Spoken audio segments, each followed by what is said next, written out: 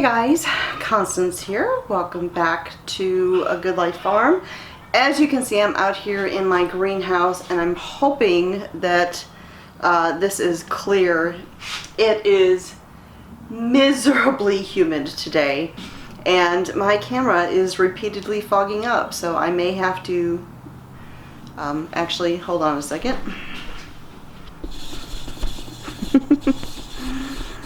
Yeah, we've reached that time of year. Alright.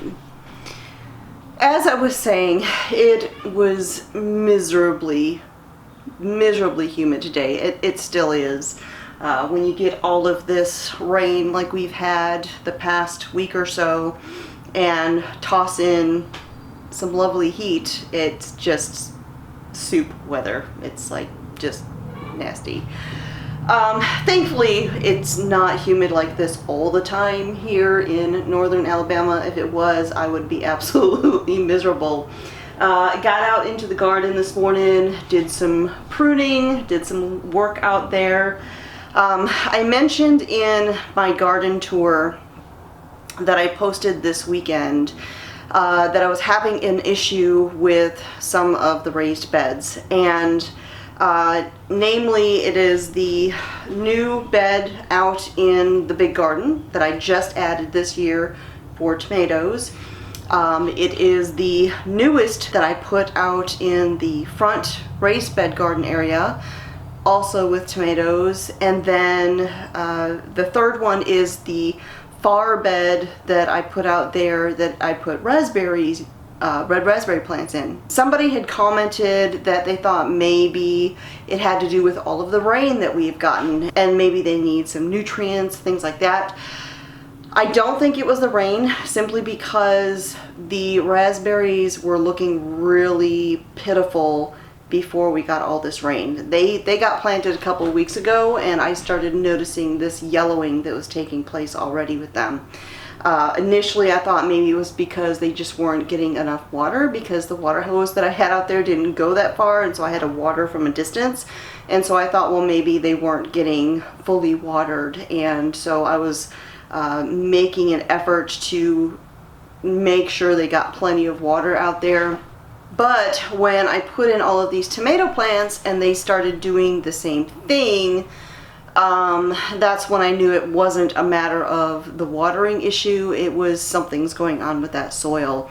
And interestingly enough, a friend of mine who I've been kind of talking to about gardening, and she's actually one of the people that came out here to get plants from me the other day, she messaged me after she watched the video and she asked me if it was a specific brand of soil, because when she was out here she saw my bags and she noticed that she had bought the same ones and she wanted to know if that's what I had in there.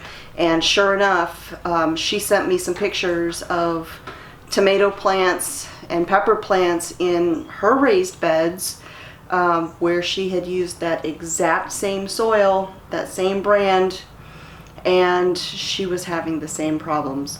Her plants that were in the ground, volunteers that came back from last year, all doing great.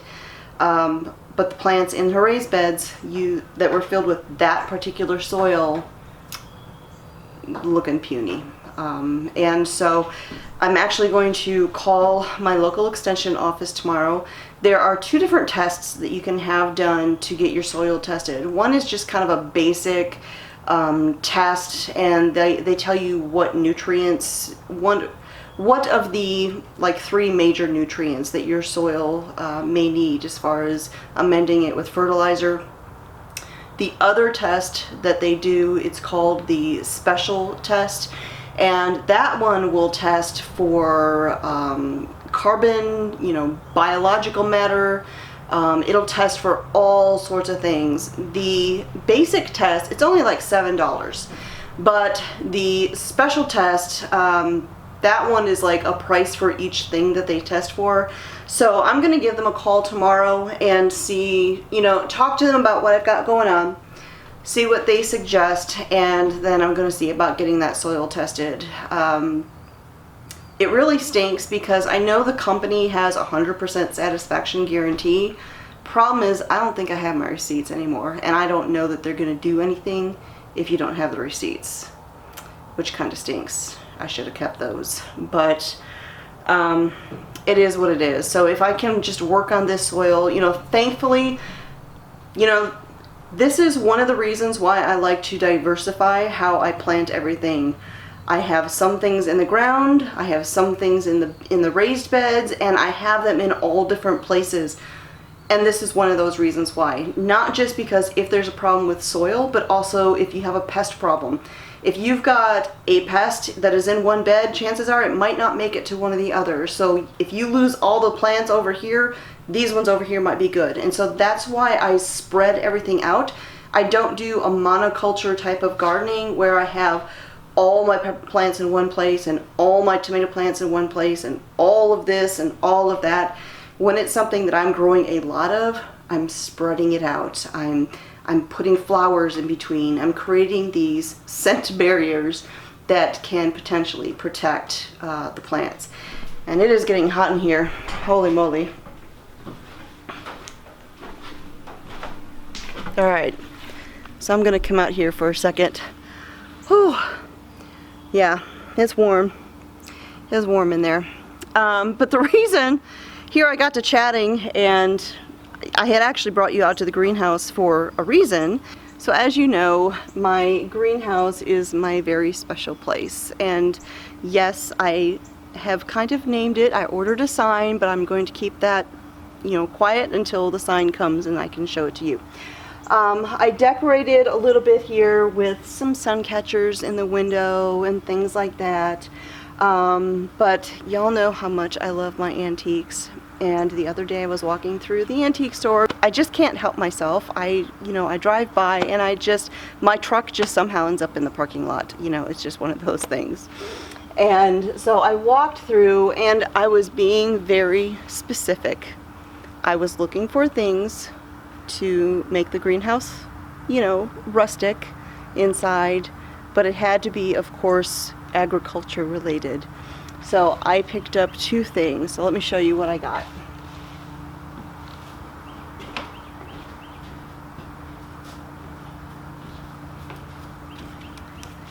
So the first thing that I picked up was this basket. And this is a harvesting type of basket. It's very broad, and you would use one like this for things like herbs, flowers, delicate things that you don't want to shove down into a basket.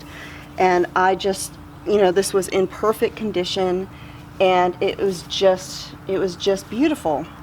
And so I got this, and I'm gonna probably hang this on the wall. But I'm not going to hang anything up other than, you know, the sun catchers that I put in the windows until I get shelving in, because I'm going to put a second layer of shelving up above. I've actually been looking at some brackets that I'm going to use to create that shelving. So I'm not going to hang this up until I get the shelving up. That way I'll know where I'm going to put this, which I think I already know where I'm going to put it, but I'm not going to do anything until the shelving's up.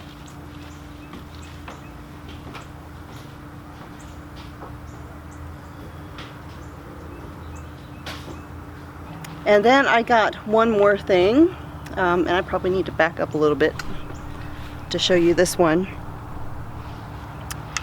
So again, I was looking for something agricultural, gardening related, and I saw this, and when I saw the price, I was like, I've got to get this. And this is going to be something that I'll have to hang up on the wall. I'll have to figure out a way to do it. It'll probably go up high, like in the peak of one of the end windows, but check this out. It's a scythe. So a lot of times people wonder what the difference is between a scythe and a sickle. A sickle has a curved blade, but it has a shorter handle. The long one, like this, that you would swing, cut hay and things like that with, that's called a scythe. And so I saw this, and you know, I could tell that this had seen some use. The handle is very well worn. got some nicks and stuff in it where it has seen a lot of use. And so when I saw this, I thought this was so incredibly cool, and it was a really good price. So this is the other thing that I got for the greenhouse.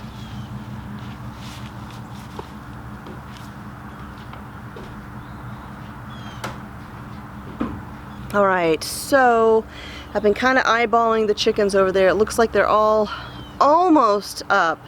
I need to do some mowing. I was out here the other day mowing.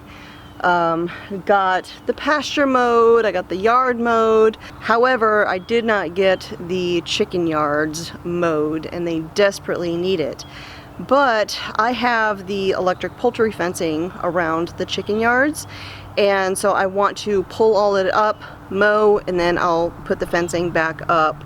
That way I can get it good and mowed. And so I'm watching. I've got, looks like there's maybe 2 chickens left that haven't gone to bed yet. So as soon as they are up, we can close up the chicken coops and I can get everything mowed right before it gets dark. And before it rains again, because let me show you. Because it is rolling in again. Now I did check the radar. It's not supposed to rain for a couple of hours, but to be honest, those clouds are making me think the radar's wrong, because a lot of these storms that we're getting today are just like pop-up ones. So I'm hoping I do get the chance to get the chicken yards mowed today. One other thing, I had a question about these right here. I've had several people actually ask me about these recently. So these wooden posts are for the backyard, and many years ago I read something about how farmers would put metal on the top of their wood posts, and it was supposed to help the posts last longer. I honestly cannot remember the science behind it. There was a purpose for it. I don't remember if it had to do with birds getting on it, or insects, or if it was the elements, the rain on the ends of the posts. I honestly don't remember. This was something I read, gosh, at least 14 years ago, 15 years ago, that I had learned about it, and I kind of tucked it away, you know, wood posts, metal on top. And if you drive around at least a lot of areas and see places where there's farm fields with wooden posts, or utility companies when they put in posts with gates around their areas, a lot of times you will also see metal on top of their wood posts. And so I have not done it for all of the wood posts here on the farm, but I did do them here when we first moved in. And it's just pie plates. It's just, you know, cheap aluminum pie plates. I tacked them on there, and I don't know if it'll actually make a difference in how long they last, but I guess we'll find out, because like I said, I haven't put them on the posts out yonder, and if they degrade faster and these ones last longer, I guess then we'll know. That'll be a someday thing. Someday we'll know if that works or not. But in any case, I'm gonna go ahead and wrap up this video for today.